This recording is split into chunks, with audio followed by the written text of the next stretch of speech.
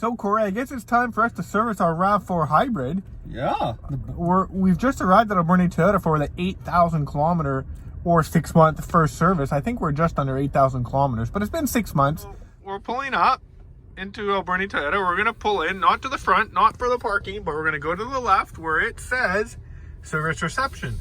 Now, as we arrive, the door should magically open. I don't think we have to use open sesame. No, they open up.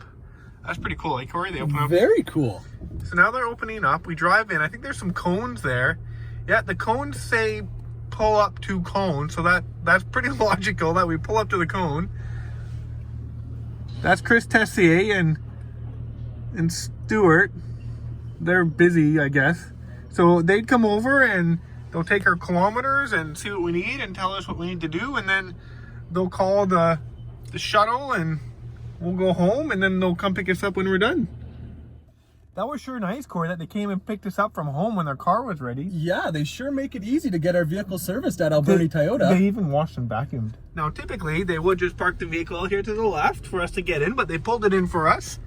So we arrived. It was already nice and warm. Now, behind the scenes, this is where all the vehicles get washed and vacuumed after they've had their service. Their complimentary wash and vacuum.